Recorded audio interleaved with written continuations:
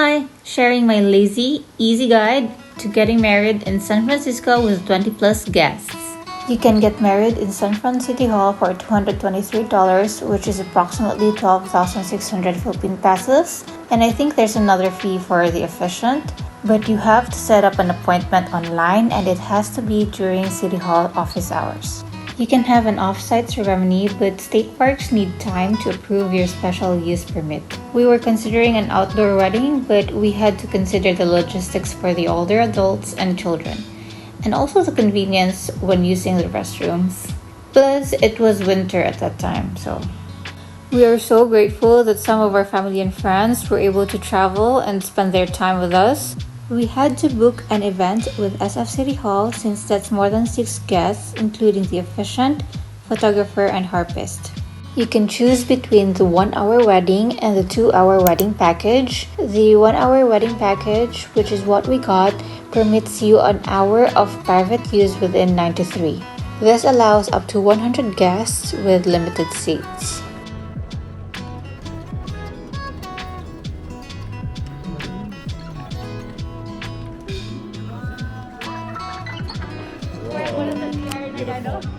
This package is $1,000 and it only includes the venue. You can choose between the mayor's balcony or one of the 4th floor galleries.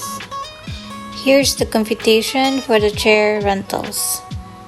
This right here is the grand staircase of the rotunda, which you can use for 2 hours on Saturdays 9 a.m. to noon. This 2-hour package is $5,000, accommodates up to 200 guests, chairs included.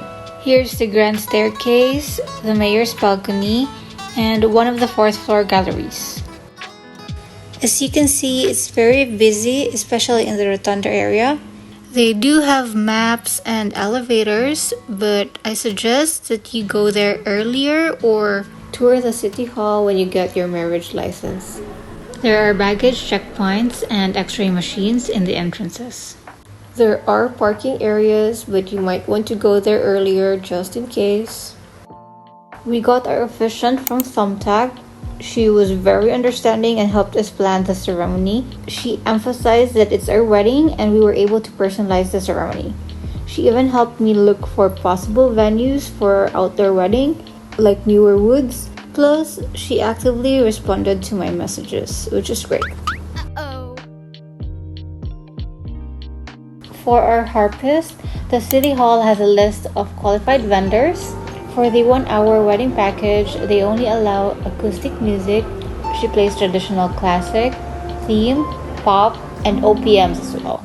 For our photographer, we found her at Snapper, and she's just awesome. She was able to keep up to her impulsivity, or should I say spontaneity. We initially booked her for just 4 hours, but ended up having her for the party.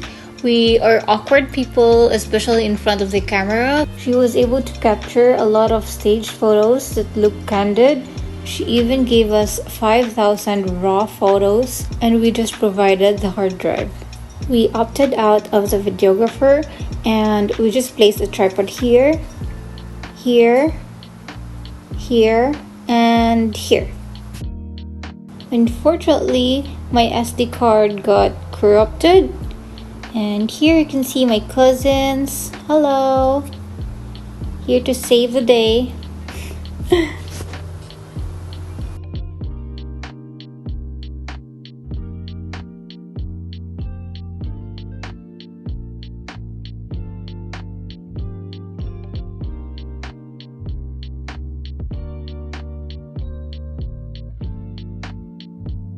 Before an event, try to inform your photographers who is who, like maybe send them a photo or introduce them before the event. This way they won't mistake any of your guests. They'll capture more moments and they can position themselves better.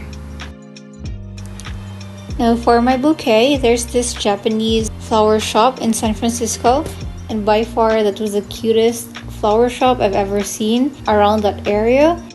I don't know if you guys noticed, but the bouquet doesn't look that bridal-y.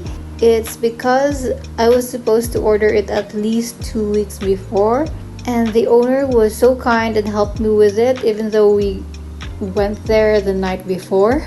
and it's my fault. It looked too leafy. I requested it. This bestie of mine recommended that I use fake flowers so that it'll last longer, and it's way cheaper as well. But I tried. We went to Wayfare Tavern for the reception, and according to Google, it's a popular upscale eatery serving Tyler Florence's American fare in a British pub-style setting. I don't know, we just go there for the fried chicken. So after setting up an appointment, we got to tour 2 of their dining halls. This is the Bartlett room. They have the bar area and also the wine cellar. Appreciate that. Thank you. And the next room is the Sequoia. We ended up booking this room mainly because of the skylight views, and it has a bar area and a repurposed vault. We just wanted to make sure that if the kids do not want to mingle, there's enough space for them to hang out. And also we thought that there was enough room for us to dance, so we really like this. We like the lighting, we like the ambience. They also have an outdoor dining and a billiards room, but it only seats 14 people. Either room okay ka? Yeah, either room is okay. Okay. That's sweet. Unfortunately, the white rice wasn't how we expected it. Good thing one of our family friends, JP, he was able to talk to the staff and they kindly refunded us. So aside from the white rice issue, we were happy to book the space. For my wedding dresses, I have a separate video for that. Here I'm at David's Bridal. To be honest, I didn't really have a dream wedding dress, like the dress that I have been dreaming of ever since I was a little girl. I didn't have that. I did notice that my preferences changed every now and then. So at one point I wanted a crop top and an A-line skirt. I even had this phase wherein I wanted to wear a corset or an off-shoulder dress with laces. I even also considered a pantsuit since it's a courthouse wedding, but I don't think I suit that vibe. No puns intended. Having my dress altered by a seamstress at that time would cost me about half the price of my dress. Good thing my cousin Hannah, she crochets, and for some reason we thought that it's somehow similar, so we were very thankful that she was able to alter the dress the night before.